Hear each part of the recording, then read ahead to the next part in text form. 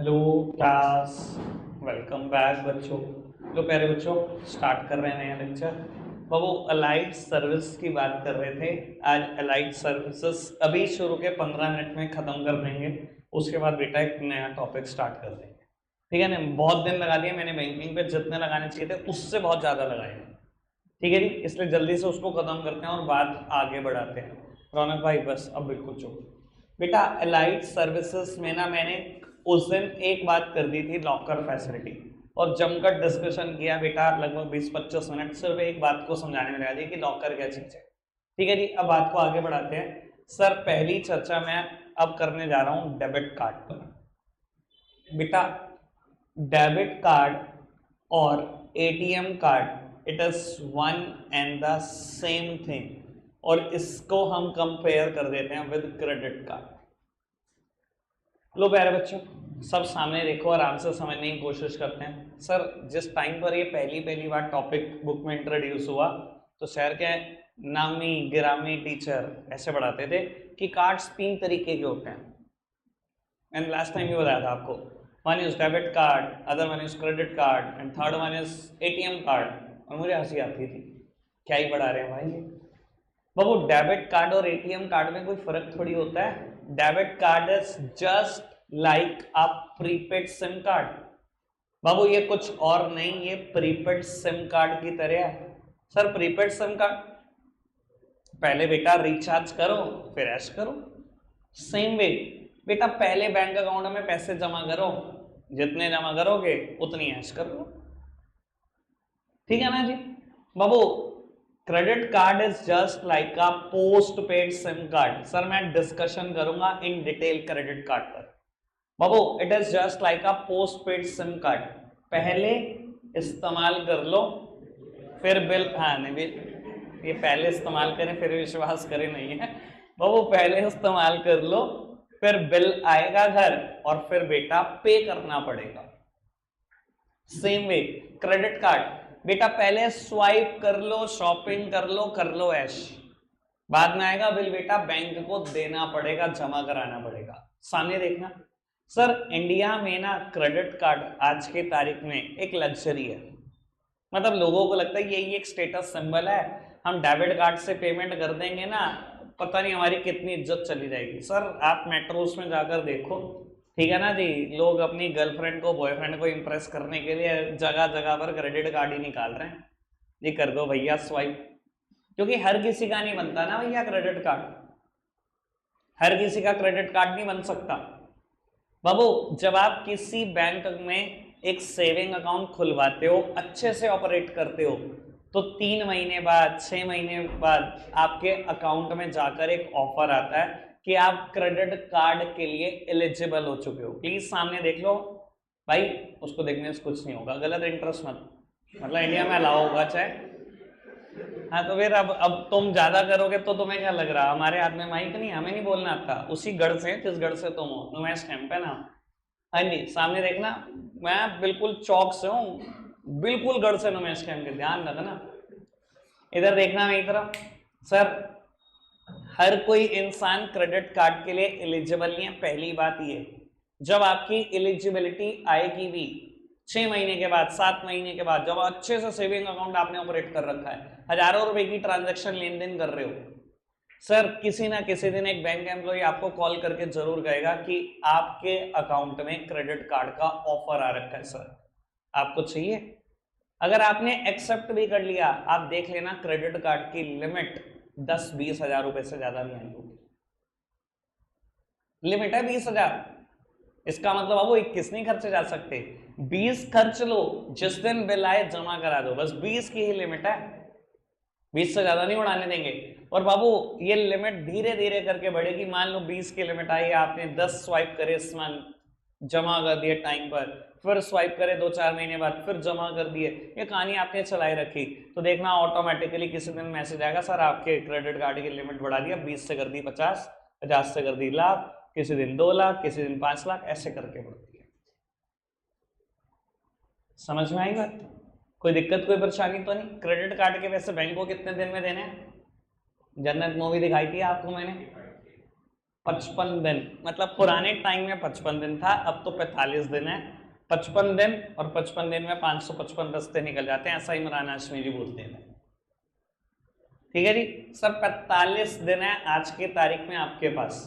45 दिन तक आप इस पैसे को विदाउट इंटरेस्ट यूज कर सकते हो, बैंक के पैसों पे मजे करो, बिना ब्याज का पैसा 1.5 महीने तक आपके पास। ठीक है जी, 1,00,000 रुपए मान लो आपके क्रेडिट कार्ड की लिमिट है, 1 आपने यूज कर रखे हैं, 1.5 महीने तक किसी को कुछ नहीं देना, 1.5 महीने बाद जाके जमा कर दो, कुछ नहीं कटेगा भाई साहब, कोई ब्याज नहीं लगेगा, कुछ नहीं। पर बाबू गलती से एक दिन ऊपर चला गया और वहां फंस जाओगे, क्योंकि क्रेडिट कार्ड की ब्याज इतनी महंगी है कि किसी भी चीज की ब्याज इसके सामने कुछ नहीं है, 3% महीने की ब्याज। क्रेडिट कार्ड का पैसा तो एक दिन भी लेट नहीं होना चाहिए, एक सिंगल डे भी लेट नहीं होना चाहिए। 3% महीने की ब्याज, समझ सकते हो, साल के 36% ब्याज। अगर मैं कह रहा था ना आपको, जब लेंडिंग ऑफ फंड की बात कर रहा था कि बैंक 16% 22% के लोन प्रोडक्ट देता है, तो कुछ बच्चे हैरानी से मेरी तरफ चौंक कर देख रहे थे। लो मैंने एक प्रोडक्ट बता दिया, बैंक का था 36% ब्याज है क्रेडिट कार्ड। समझ में आती है बात? कोई दिक्कत कोई परेशानी तो नहीं बाबू। बैंक आपके बिहाफ पर, थर्ड फंक्शन की बात कर रहा हूं, अलाइड सर्विसेज में, सामने देखते रहो बिल्कुल बाबू, बैंक आपके बिहाफ पर बहुत सारी पेमेंट्स भी कर सकता है अगर आप चाहें तो। सब सामने देखना सर, बैंक आपके बिहाफ पर लाइफ इंश्योरेंस प्रीमियम पे कर सकता है, हेल्थ इंश्योरेंस प्रीमियम पे कर सकता है, आप चाहो तो बेटा हाउस टैक्स पे कर सकता है, आप चाहो तो इलेक्ट्रिसिटी बिल पे कर सकते हो, ब्ला ब्ला ब्ला, बहुत कुछ पे करा सकते हो। कहीं नहीं जाएगी वो, यही है पैरामाउंट, पास ही है बाबू। पंगे लो, छोड़ना नहीं, आज फॉर्म में हूं मैं बिल्कुल, इधर देखते रहेंगे सब। सर मान लो मैंने एक हेल्थ इंश्योरेंस ले रखा है अपने लिए, सब सामने देखो, क्या लाइफ इंश्योरेंस ले रखा है अपने लिए, और उसकी बेटा किस्त ड्यू होती है हर साल 15 अक्टूबर को, हर साल 15 अक्टूबर, और प्रीमियम जाता है एनुअली, साल में एक बार जाता है 15 अक्टूबर। बाबू हर साल बोलता हूं 16 को जा रहा हूं, कभी 17 को जा रहा हूं, कभी 18 को जा रहा हूं, याद जब आएगा तब जाता हूं। बाबू पेनल्टी मांगते हो मुझसे 200 रुपए, 300 रुपए, 250 रुपए, प्रीमियम भी जमा कराता हूं, साथ में पेनल्टी भी देके आता हूं, कभी 100, 200, 250, ये सब पेनल्टी देके आता हूं। अब बाबू मैंने ना 3 साल लेट होने के बाद ना ये डिसाइड करा कि मैं ये काम ना बैंक से कराऊंगा अपने। बैंक आपके बिहार पे आप जो पेमेंट चाहोगे वो पे कर सकते हो बेटा, इसको बैंक की भाषा में बोलते हैं एसआई। एसआई मतलब स्टैंडिंग इंस्ट्रक्शन। मैं अपने बैंकर के पास पहुंचा, मान लो मेरा बैंकर है again HDFC Ansari road branch, मैंने जी उनको बोला एचडीएफसी बैंक, मैंने कहा जी एक एसआई लगा दो मेरे अकाउंट में कि ऑटोमेटिकली 14 अक्टूबर को ही ये लाइफ इंश्योरेंस के पैसे मेरे अकाउंट से कटे और ये एलआईसी का अकाउंट नंबर है, इनके अकाउंट में क्रेडिट हो जाए। मैंने लाइफ इंश्योरेंस लिया फ्रॉम एलआईसी, लेट्स सपोज, ठीक है जी। हर साल अब 14 तारीख को पैसे कटते हैं और एलआईसी के अकाउंट में जमा हो जाते हैं, इसके बदले में एलआईसी, इसके बदले में बैंक मुझसे चार्ज करता है 25 रुपए कमीशन। सर मैं 25 रुपए को कभी माइंड नहीं करूंगा, क्योंकि मुझे जो इंसान 250 की पेनल्टी देकर आया हो तो 25 रुपए को माइंड क्या करेगा। आप सोचो यही काम अगर बैंक से कराता तो 250 10 साल तक चल जाते मेरे, हर साल बैंक 25 रुपए लेता है, 10 साल में बिना लगते 250 भाई। समझ में आ रही है ना बेटा ये बात? कोई दिक्कत कोई परेशानी तो नहीं बाबू। बैंक आपके बिहार पे आप जो पेमेंट चाहो वो कर सकते हो, life insurance premium, health insurance premium, even electricity bill. मैंने इसके बारे में आपसे कुछ और डिस्कशन भी किया था अगर आपको याद हो। बाबू हम हिंदुस्तानी ना एक एक पैसा सेव करना चाहते हैं, हम कभी नहीं चाहेंगे हम इलेक्ट्रिसिटी बिल बैंक से पे कराएं। क्यों? अगर बैंक 20 रुपए भी कमीशन ले लेगा ना तो आपको यार बहुत ज्यादा ले लिया यार, 1 मिनट में मैं गूगल पे खोलता 1 मिनट में पे कर देता। सबको फील होता है बात, ठीक है ना जी बाबू। मैं वैसे बता देता हूं, मैं पर्सनली बैंक से पे कराता हूं इलेक्ट्रिसिटी बिल। क्यों? तुम्हें क्या लगता है घाटे का सौदा किया होगा? तुम्हें सेविंग पढ़ा के मैंने एचडीएफसी बैंक के क्रेडिट कार्ड से अगर इलेक्ट्रिसिटी बिल पे होता है 5% कैशबैक है, चार्जेस भूल जाओ, ठीक है ना जी। इस महीने बिल आया घर का 9,180 रुपये कमाए, पिताजी से तो पूरे 9,000 ही लेने हैं, उनको थोड़ी बताना कैशबैक है। हाँ तो बचपन में तुम भी नहीं यही करते थे, मैं बड़ा होकर भी यही करता हूँ, है नहीं? खर्चे के पैसे तो बाहर बाहर आते रहने चाहिए। एक बर्गर किंग का बर्गर, एक आधा शेक, इसके पैसे तो बाहर ही निकाल लेने चाहिए, है नहीं? आपको नहीं लगता? तो बाबू बैंक से जो पेमेंट चाहो वो हो जाती है। मैं आपको बता देता हूं, जैसे ही मेरा इलेक्ट्रिसिटी बिल जनरेट होता है वैसे ही पे हो जाता है, मुझे कभी पता ही नहीं लगता कि कब पे हो गया। क्लियर है बात? कोई दिक्कत, कोई परेशानी तो नहीं? बाबू मेरे को एक और चर्चा करनी है ई बैंकिंग पर, बस मुझे ये बता दो, मेरी कोई और चर्चा अगर आप चाहते हो बैंक की तो पूछ लो, वरना मैं ई बैंकिंग, मेरे पास एक नया टॉपिक है, मैं सीधा उस पर शिफ्ट करूंगा। यहाँ लाइट सर्विस में उसकी बात करूंगा और सीधा शिफ्ट करूंगा उस नए टॉपिक पर। कुछ भी पूछना चाहते हो बैंक से रिलेटेड आप पूछ लो, वरना इसके बाद बैंक की बात कुछ और नहीं होगी। एक टर्म आ गई बाबू फॉरेक्स, मैं इसकी चर्चा जरूर कर देता हूं। फॉरेक्स की चर्चा करते हैं और आगे बढ़ जाते हैं। बाबू प्यार से बोलते हैं फॉरेक्स, टर्म यही है, फॉरेन एक्सचेंज, ठीक है ना जी? बाबू फॉरेक्स, ठीक है जी, याद नहीं आनी चाहिए किसी की। बाबू फॉरेन एक्सचेंज की चर्चा करते हैं बेटा। इंडिया में RBI is the custodian of forex reserve. Custodian का मतलब समझते हो? बाबू पूरा के पूरे देश में जितनी भी फॉरेक्स हैं उसकी सबकी रखवाली करने की जिम्मेदारी आरबीआई की है। बट हम पब्लिक डीलिंग हम पब्लिक का पार्ट है, आरबीआई पब्लिक डीलिंग नहीं करता। अगर हमें फॉरेक्स खरीदनी और बेचनी है हम एक ही पर्सन के पास अप्रोच कर सकते हैं, वो कमर्शियल बैंक है। लेकिन बेटा कमर्शियल बैंक की भी हर ब्रांच फॉरेक्स में डील नहीं करती, कुछ कुछ ब्रांचेस डील करती हैं। ऐसे नहीं किसी भी बैंक में घुस जाओ कहते फॉरेक्स दे दो। और अनपढ़ों की तरह रिएक्ट मत करना, आपको खुद पता होना चाहिए कि कौन सी ब्रांच में फॉरेक्स मिलती है। मैं आपको बता देता हूं सबसे बड़ा हिंट, ब्रांच के बाहर एक बोर्ड आपको कंफर्म्ड मिलेगा बेटा, लिखा होगा ऑथराइज्ड डीलर इन्वर्टेड कॉमर्स में। जब ये वर्ड दिख जाए बैंक ब्रांच के बाद ऑथराइज्ड डीलर, तो समझ जाना कि इस ब्रांच के अंदर फॉरेक्स में डीलिंग होती है।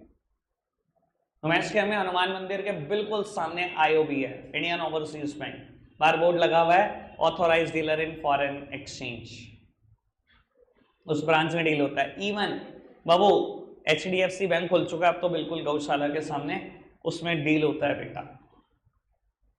कोई दिक्कत, कोई परेशानी तो नहीं? एक अब और डिटेल बात करनी है तो फॉरेक्स पे थोड़ी सी बात और कर देता हूं बाबू। जब भी आप किसी ढंग की ब्रांच में जाओगे जहां फॉरेक्स का एक अलग काउंटर होगा, हर ब्रांच में नहीं है फॉरेक्स का अलग काउंटर, जो फॉरेक्स में डील भी करते हैं, कुछ ब्रांचेस छोटी हैं वहां फॉरेक्स का काउंटर अलग नहीं मिलेगा। जो जिन ब्रांचेस में अच्छी खासी लंबी चौड़ी जगह है वो बाबू फॉरेक्स का काउंटर ही अलग रखती है। जब आप काउंटर पे जाओगे तो स्क्रीन पर फ्लैश हो रही होंगी बेटा कि डॉलर कितने का चल रहा है, सिंगापुर डॉलर कितने का, एडी कितने का चल रहा है, या यूरो कितने का चल रहा है, जापानीज येन कितने का चल रहा है, ऐसी बातें सब फ्लैश हो रही होंगी। बाबू मैं अब आपको बता देता हूं कि कैसे लिखे होते हैं रेट, सब सामने देखते रहना। वैसे मैं चलो पहले कुछ और बातें पूछ लूं। ये सिंबल किसका है? ये तो फेवरेट है, ये तो सबको पता है, ये जापानीज येन है, जापान में चलता है। यूरो सारी यूरोपियन कंट्री में।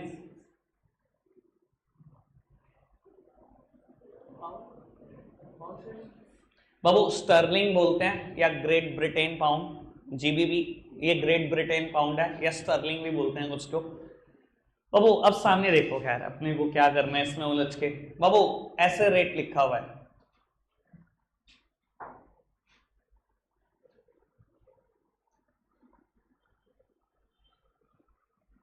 आप गए कॉमर्शियल बैंक में, ऐसे लिखा हुआ है रेट। मैंने बताया था ना आपको पहले, क्या मतलब है इसका? अगर मुझे डॉलर बाय करने हैं तो कितने प्राइस पर मिलेंगे? रौनक भाई यहीं तो रहती है, क्या करेगा यार, इतनी तेज नेटवर्क क्यों भगा रहे हो? प्रोफाइल भी तो अच्छी लगी थी आपको, किसी की भूल गया? इधर देखना है जी बाबू, अगर ऐसे रेट लिखा हुआ है, मुझे बैंक से बाय करना है डॉलर, किस रेट पे मिलेगा पता है? पता है इसका मतलब क्या है बाबू? It is a bank buying rate, ये बैंक का बाइंग रेट है। It is a banks selling rate, ये बैंक का सेलिंग रेट है। अगर बैंक को डॉलर बाय करने होंगे तो बैंक इस रेट पर डॉलर बाय करेगा, और अगर बैंक को डॉलर सेल करने होंगे तो इस रेट पे सेल करेगा। It is a bank buying rate, it is a bank selling rate.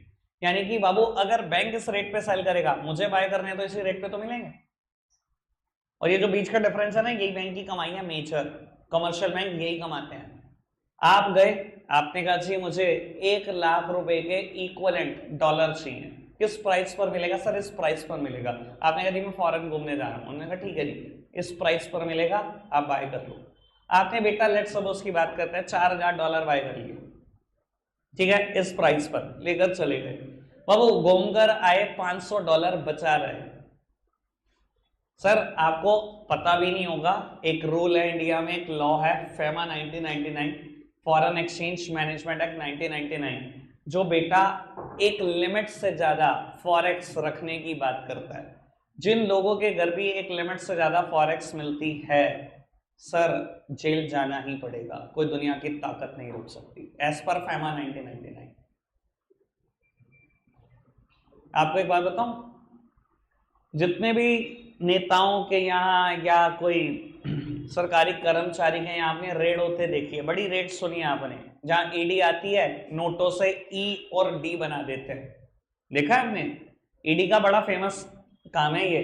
अगर इनकम टैक्स रेड करता है तो आईटी बनाता है नोटों की गड्डी से, नोट नोट नोट रखे हुए, आई बना दिया और फिर टी बना दिया। फोटो देख लेना कहीं पर भी जहां कहीं की रेड होती है, अगर ईडी करता है तो ईडी बनाता है अपने नोटों से, ठीक है जी। अरबों रुपए मिलते हैं लोगों के घर से, सारे इंडियन रुपए मिलता है, सारे इंडियन रुपए। कभी फॉरेक्स नहीं देखी होगी आपने, क्यों भाई? लोग क्राइम भी करते हैं तो बहुत समझदारी से, कि कौन सा क्राइम बचा सकता है।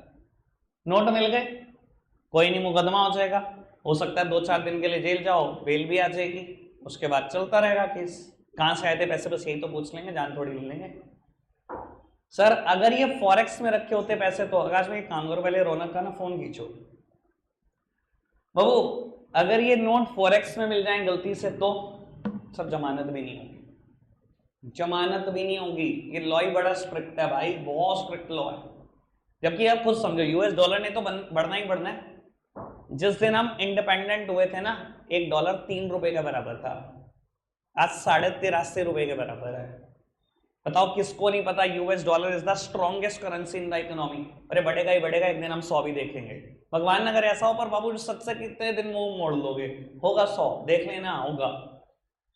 पर बाबू अच्छा देखो, पता तो सबको है, पॉलिटिशियन को तो हमारे से ज्यादा पता है, हमें तो क्या ही पता है। तो वो ये पैसे क्यों नहीं रख लेते? डॉलर रख ले अपने घर में दबा दबा के, वो तो बढ़ी जा रहा है, वैसे भी बढ़ी जा रहा है, वो कभी नहीं रख सकते, उन्हें पता है जमानत भी नहीं होगी। लॉ बहुत खतरनाक है। इसलिए बेटा अगर कोई फॉरेन घूम के भी आता है ना, जो बचा के लाता है सब बेच आता है, क्योंकि उसको पता है पंगा ही नहीं लेना, अपने घर रखना ही नहीं ऐसा पैसा। अब आप फॉरेन घुमाए हो, $500 का कोई रकम नहीं है, $500 रख सकते हो, $1000 तक परमिटेड है। बाबू $500 है, आपने कहा जी कॉमर्शियल बैंक को बेच के आता हूं, आप गए कॉमर्शियल बैंक में बेचने, किस रेट पे बेचोगे? सर उसी रेट पे तो बेचोगे जिस पे बैंक खरीद सकता है। It is a bank buying rate, bank इस रेट पे बाय करेगा। बैंक ने जब आपको दिया तो इस रेट पे दिया, जब आपसे खरीदा तो इस रेट पे खरीदा। ये जो बीच का डिफरेंस है यही कॉमर्शियल बैंक कमाता है। और आपको बता देता हूं, आप और मैं क्या, कॉमर्शियल बैंक भी एक लिमिट से ज्यादा फॉरेक्स नहीं रख सकता, उसको भी बेटा आरबीआई को जवाब देना भारी हो जाएगा, चाहे वो ऑथराइज डीलर है, एक लिमिट से ज्यादा उसको भी अलाउड नहीं है। मैं समझाने के लिए एक बात बोलता हूं, आप एक एक्सपोर्टर हो जो सहारनपुर में हैंडीक्राफ्ट का मैक्स लेवल पे एक्सपोर्ट करते हो। सर सहारनपुर में बहुत सारे एक्सपोर्टर हैं हैंडीक्राफ्ट के, आपको पता होगा, लकड़ी पर कारीगरी जो होती है बहुत फेमस है सारा, ठीक है ना, यूएस से तक प्रोडक्ट है हमारे। सर आपने बहुत बड़ा एक्सपोर्ट ऑर्डर अभी डिस्पैच किया और आपके पास बहुत अमाउंट में यूएसडी आ गए, ठीक है जी, वो अमाउंट कुछ भी हो सकते हैं, मान लो $50 लाख आ गए। सर आपके लिए तो कागज का टुकड़ा, डॉलर तो चलते नहीं यहाँ पर, आप क्या करोगे? कन्वर्ट कराओगे। आप गए कॉमर्शियल बैंक के पास ही जाओगे, आरबीआई तक आपकी अप्रोच नहीं है सर, पब्लिक डीलिंग नहीं करता आरबीआई। आप कॉमर्शियल बैंक के पास गए, आपने $50 लाख बेच दिए और इंडियन रुपी में कन्वर्ट करा दिए। क्या कॉमर्शियल बैंक $50 लाख रख सकता है? मतलब ही नहीं होता। अगले दिन देख लेना आरबीआई तक पहुंच चुके होंगे वो डॉलर, उसके पास मैक्स मिल जाएंगे बेटा $20-50 हज़ार $1,00,000, दैट्स इट। $50-50 लाख रखने की परमिशन किसी कॉमर्शियल बैंक को भी नहीं होती। RBI is the custodian of forex, ये मैं बात बढ़ाऊंगा 12th में। आरबीआई के फंक्शन 12th में मैंने पहले ही बोला था, ठीक है जी। फॉरेक्स पे जितनी चर्चा आपको रिक्वायर्ड है ना, जितनी मैंने बता दी, किसी टीचर को भी नहीं पता होगी, घबराओ ना, उन्होंने नहीं पढ़ रखा फैमा 1999, ठीक है जी। आओ जी आगे बढ़ाते हैं बात को। अब मैं ई बैंकिंग पर शिफ्ट कर रहा हूं चर्चा, लास्ट चर्चा ई बैंकिंग पर है। ई बैंकिंग मेरे पास एक अलग टॉपिक भी है, मैं सीधा एनसीईआरटी इसके बाद खोलने वाला हूं बेटा, और एनसीईआरटी का टॉपिक ई बैंकिंग पढ़वाऊंगा आपको, ठीक है जी। सब सामने देखते रहेंगे बाबू। ये टर्म ना अब बहुत जगह पर आनी शुरू हो जाएगी बाबू। अभी तक आपने मुझसे बिजनेस की बात पढ़ी है, अभी तक आपने मुझसे कॉमर्स की बात पढ़ी है, अभी मैं कुछ दिन के बाद बात करूंगा ई बिजनेस, ई कॉमर्स। आपने मुझसे बैंकिंग सारी पढ़ ली, अब मैं शुरू हो गया हूं ई बैंकिंग पर। ये टर्म ना बहुत सारी जगह दिखाई देने लग जाएगी बाबू। E stands for electronic banking, that simply means banking using internet, या जिसको हम प्यार से नेट बैंकिंग भी बोलते हैं। ई वर्ड जितनी जगह पे भी आएगा, ई बिजनेस में आएगा, ई कॉमर्स में आएगा, हर जगह पे इसका मतलब एक ही होगा, इलेक्ट्रॉनिक। इलेक्ट्रॉनिक का मतलब कुछ और नहीं होता, यूजिंग इंटरनेट होता है, ठीक है जी। यानी कि बेटा मैं बात करने जा रहा हूं आज आपसे नेट बैंकिंग की। प्यारा वर्ड यही है, हम हमेशा नेट बैंकिंग ही बोलेंगे, ठीक है जी, क्योंकि आपको पता है इंडियंस की लैंग्वेज यही है, हम सब नेट बैंकिंग ही बोलते हैं बाबू। नेट बैंकिंग पे विचार विमर्श करते हैं अच्छा सा। अच्छा एक बात बताओ, बैंक कभी चाहता है बैंक वॉल के अंदर आकर ट्रांजैक्शन करके जाओ? मैंने लास्ट टाइम भी डिस्कशन वैसे ही शुरू किया था बाबू, कोई भी इंडियन बैंक नहीं चाहता आप बैंक ब्रांच के अंदर घुसो ट्रांजैक्शन करके जाओ। आपको आइडिया है इस बात का? सर क्योंकि बैंक ब्रांच के अंदर जब आप एंट्री लेते हो और एक ट्रांजैक्शन करके जाते हो, एक सर्वे बोलता है कि बैंक को उसका खर्चा 40 से 50 रुपए आता है जो आप बैंक ब्रांच के अंदर ट्रांजैक्शन करके जाते हो। बेटा ये कैसे डिसाइड हुआ 40 से 50 आता है और ये खर्चा आई क्यों रहा है? मैं आइडिया देता हूं आपको। बेटा मान लो मेरा एक सेविंग अकाउंट है किसी पर्टिकुलर बैंक में, मैं गया, मैंने कहा जी 1000 रुपए जमा कर दो, पेन स्लिप ले गया, 1000 रुपए दिए, जमा करके आ गया। बैंक ने मुझसे 1 रुपया भी ऊपर लिया होगा क्या? नहीं, 1000 ही लिए होंगे, 1000 जमा कर दिए होंगे, कोई पैसा तो नहीं लिया मुझसे। आपको आइडिया भी नहीं होगा बैंक का इस पे खर्चा 40 से 50 रुपया। आप बोल रहे कैसे आ गया खर्चा? भाई बैंक में कितना स्टाफ काम करता है? एवरेज स्टाफ 10 से 15 है सरकारी बैंक में। Average salary 50,000। सर 5 से 6 लाख रुपए हो गया महीने का सिर्फ सैलरीज। इलेक्ट्रिसिटी बिल, जनरेटर के बिल, फर्दर मेंटेनेंस के खर्चे, ब्ला ब्ला ब्ला ब्ला, रेंट जिस जगह पर बैंक है, एवरेज खर्चा 10 लाख रुपए। बाबू बैंक ने क्या करा, एक सर्वे किया, ये 10 लाख रुपए हम खर्च करते हैं हर मंथ, डिवाइड कर दो नंबर ऑफ ट्रांजैक्शन से जो एक महीने में होती है, डिवाइड कर दिया तो ये खर्चा निकल गया पर ट्रांजैक्शन हम 40 से 50 रुपए खर्चते हैं। बैंक कभी चाहता ही नहीं आप बैंक की वॉल में एंट्री करो, चार दीवारी में एंट्री करो, एक ट्रांजैक्शन करके जाओ, क्योंकि बैंक उसका पे कर रहा है एक अच्छा खासा सा। और अगर ये ट्रांजैक्शन आप एटीएम के थ्रू करो तो सर बैंक को कॉस्ट आती है 20 रुपए पर ट्रांजैक्शन। क्यों? एटीएम में क्या कॉस्ट? सर 24 घंटे एसी, उसका बिल, बाहर खड़ा हुआ सिक्योरिटी गार्ड, 2 अलग अलग शिफ्ट या 3 अलग अलग shift depending upon the location of ATM. कुछ बैंक तो 7 घंटे एटीएम खोलते हैं, जितनी देर ब्रांच खोलते हैं फिर ताला लगा देते हैं। कुछ एटीएम ऐसे भी है इंडिया में जो 24 घंटे खुलते हैं, जिनके पास 8-8 घंटे की शिफ्ट के 3 नौकर हैं, उन तीनों की सैलरी, उसके बाद 24 घंटे का बिजली का बिल, एटीएम की भी रिफिलिंग कॉस्ट, मेंटेनेंस कॉस्ट। जब बाबू ये टोटल हिसाब लगाया गया तो एटीएम पे हम जो खर्चा करते हैं डिवाइडेड बाय एटीएम से होने वाली नंबर ऑफ ट्रांजैक्शन, बैंक को ही खर्चा हर ट्रांजैक्शन का 20 रुपए है, हर ट्रांजैक्शन का। और बेटा अगर यही ट्रांजैक्शन नेट बैंकिंग के थ्रू की जाए तो ये कॉस्ट बेटा सिर्फ कुछ पैसे है, सिर्फ कुछ पैसे। अब हाँ समझो ना, यानी कि बाबू नेट बैंकिंग में खर्चा ही क्या है पहले ये तो बताओ बैंक का? सिर्फ वेबसाइट को मेंटेन करने का खर्चा, सिर्फ हर साल डोमेन नेम को चलाए रखने का खर्चा। डोमेन नेम समझते हो ना? लेट्स सपोज कि किसी वेबसाइट का नेम है www.pnbnetbanking.com, तो ये डोमेन नेम है बेटा। डोमेन नेम खरीदा जाता है, सर्वर खरीदे जाते हैं, लिस्टिंग के चार्जेस दिए जाते हैं। ये खर्चा है बैंक का। और बाबू ट्रांजैक्शन बहुत ज्यादा होती है, बहुत ज्यादा नेट बैंकिंग के थ्रू, यानी कि बेटा आज की तारीख में सिर्फ नेट बैंकिंग पर की गई एक ट्रांजैक्शन 80 पैसा लेती है, 80 पैसा। आप बताओ बैंक क्या चाहता है, ये चाहता है या ये चाहता है? बैंक तो ऑलरेडी चाहता है कि आप नेट बैंकिंग के थ्रू सारी ट्रांजैक्शन करो, पर नेट बैंकिंग की भी तो अपनी लिमिटेशन है ना। कैश कैसे जमा करोगे, कैश विड्रॉल कैसे करोगे भाई? नेट बैंकिंग से फंड ट्रांसफर ही तो कर लोगे बस। बैंक के बड़े सारे इंपॉर्टेंट फंक्शन है, एक इंपॉर्टेंट फंक्शन है फंड ट्रांसफर, आरटीजीएस और नेफ्ट, वही तो कर पाओगे इसके थ्रू। अगर मेरे को कैश विड्रॉल करना है तो क्या करूं? कमांड दे दूं, अपने प्रिंटर से प्रिंट निकाल लो नोट। वो तो बैंक ब्रांच के अंदर जाके लेके आऊंगा ना, कैश जमा करके आने अपने अकाउंट में। नेट बैंकिंग के थ्रू कर दो, अपने प्रिंटर में जमा कर दो नोट। फिर नेट बैंकिंग के थ्रू कैश तो जमा नहीं हो सकता, कैश विड्रॉल तो नहीं हो सकता सर। उसके लिए भी बता देता हूं, बैंक कभी नहीं चाहता आप यहां पर आओ। आप समझ ही गए होंगे क्यों नहीं चाहता सर। उसके लिए भी बैंक चाहता है आप ये इस्तेमाल करो। प्लीज सामने देखना, यहां पर थोड़ी सी चर्चा है सर। कुछ मशीन है आपके शहर में भी है, एटीएम कम सीडीएम मशीन। बाबू एटीएम के साथ साथ सीडीएम मशीन है। सीडीएम मतलब कैश डिपॉजिट मशीन। बाबू फंड विड्रॉ भी हो जाता है, फंड जमा भी हो जाता है सेम मशीन से। ICICI bank, Parshwanath plaza, ATM cum CDM machine. ठीक है जी, मैंने भी करी है 2-4 बार ऑपरेट, कभी जरूरत पड़ी है तो। सर कुछ नहीं, मान लो 40,000 किसी अकाउंट में जमा कराने, आईसीआईसीआई का कोई पर्सन रहता है दिल्ली, मेरा रिलेटिव, मुझे जमा कराने 40,000 नगद लेके क्या ब्रांच में जाऊंगा, भीड़ का हिस्सा बन जाऊंगा, मुझे भीड़ में रखना नहीं, फटाफट से क्या मशीन में लगा, लाइन में 2-4 लोग थे। अब वो क्या करा, सिर्फ उसने सबसे पहले ही मैंने स्टार्ट किया तो ऑप्शन पूछा एटीएम फैसिलिटी यूज करना चाहते हो सीडीएम, सीडीएम कैश डिपॉजिट करना चाहते हो क्या, किस अमाउंट का, लिख दिया 40,000।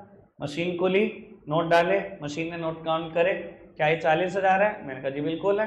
ठीक है जी, अकाउंट नंबर पुट किया, बटन दबा, टक, वहां पैसे पहुंच गए। सर बैंक को ना इस फैसिलिटी का इस्तेमाल करना और सस्ता पड़ता है, और सस्ता क्यों?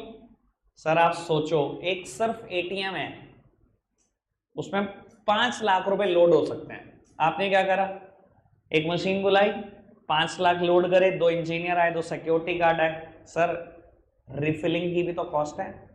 हर बैंक एटीएम रिफिल कराने की ठीक ठाक कॉस्ट देता है। 2 इंजीनियर को बुलाना, 2 सिक्योरिटी गार्ड को बुलाना और उस एटीएम को रिफिल कराना, अगर हर बार 2,000-4,000 रुपए खर्चते हो तो आपको नहीं लगता कोई कॉस्ट तो है? और यही सोचो, एटीएम का सीडीएम मशीन है, आज दिन भर में 10 लाख रुपए जमा हो गए, आज दिन भर में 10 लाख रुपए निकल गए, रिफिल कराने का मौका ही कम मिलेगा। इसी में लोग जमा करते रहेंगे, इसी में निकालते रहेंगे, इसी में जमा करते रहेंगे, निकालते रहेंगे, तो इसकी कॉस्ट तो और कम आने वाली है। सर एक देश दुनिया में ऐसा भी है, शायद नॉर्वे, मुझे नाम ध्यान नहीं है, शायद नॉर्वे, जिसने बेटा बैंक ब्रांच ही बंद कर दी है, जो 100% इस सिस्टम पर शिफ्ट हो चुका है। Net banking plus ATM CDM machine, that's it, खत्म, बैंक ब्रांचेस ही बंद कर चुका है सारी की सारी। इंडिया में भी होगा ये, but over a period of time, जब सब लोग पढ़े लिखे हो जाएंगे, नेट बैंकिंग चलाना शुरू कर देंगे, पर बहुत टाइम है इस चीज में। समझ में आ रही है बात? कोई दिक्कत, कोई परेशानी तो नहीं? आगे बढ़ जाएं। अब नेट बैंकिंग के कुछ फायदों की चर्चा करूं, मेरे पास टॉपिक है ये तो मैंने अलाइड सर्विस के तौर पे अभी बात बताई है, जितनी भी बताई है।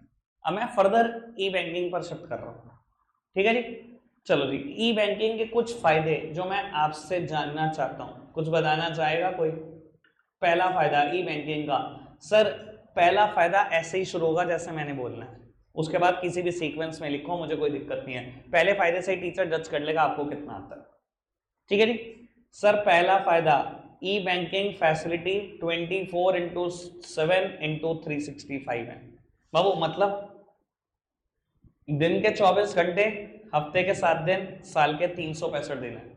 सर नेट बैंकिंग कभी बंद नहीं होती। आज संडे है, बैंक ब्रांच बंद है, नेट बैंकिंग थोड़ी बंद है। Internet is a open space, ये थोड़ी बंद होता है। आज इलेक्शन डे है, आपके एरिया में बैंक बंद है, सर नेट थोड़ी बंद है। नेट बैंकिंग का इस्तेमाल बाबू हफ्ते के 7 दिन, दिन के 24 घंटे, साल के 365 दिन कर सकते हो। इवन आप बाबू ट्रेवलिंग में हो, घर पर बैठे हो, ऑफिस में बैठे हो, कहीं पर भी हो सर, बहुत सारी ट्रांजैक्शन कर सकते हो थ्रू नेट बैंकिंग ओनली। कोई दिक्कत, कोई परेशानी तो नहीं। सबसे पहला फायदा, और फायदे मैं आपसे जानना चाहता हूं, और कोई फायदा नेट बैंकिंग का?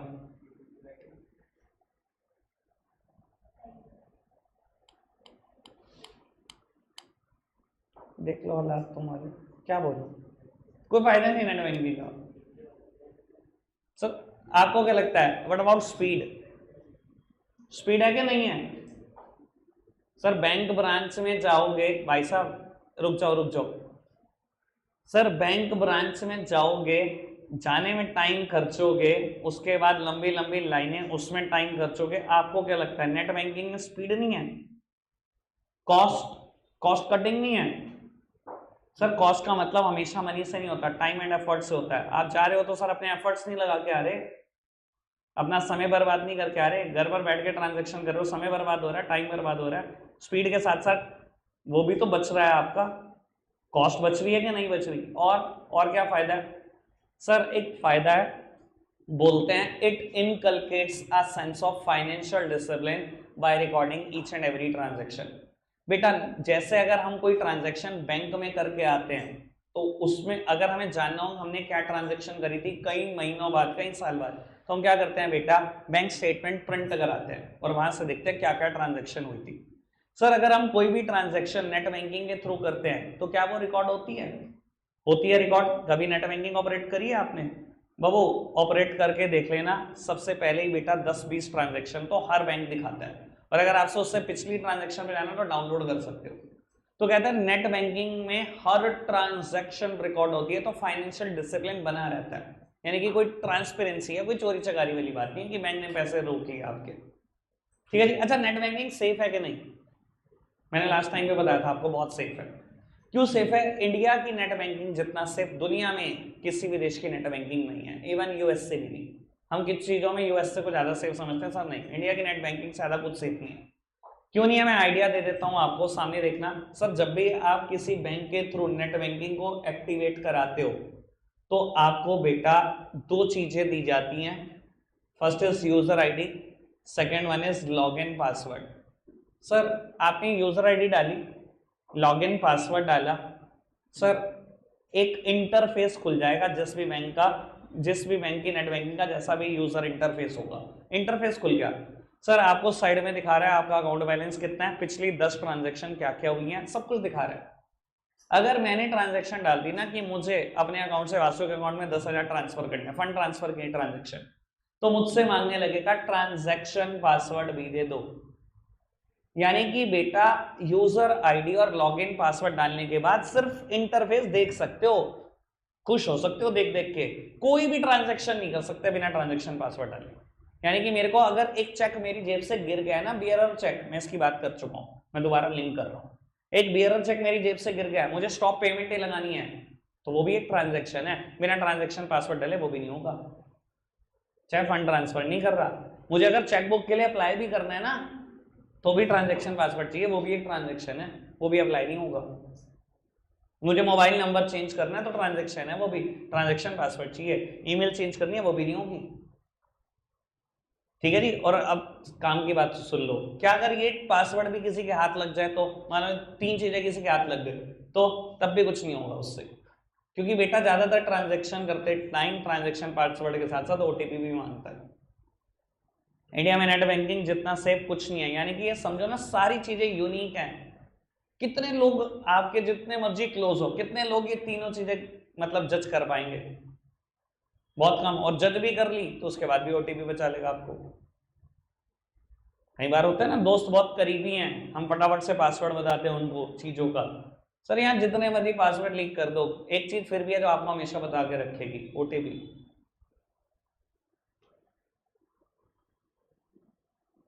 ठीक है जी। एनसीईआरटी से पढ़ाऊंगा बाबू कल। रखते हैं आज के लिए इतना ही है प्यारे बच्चों, बाय बाय।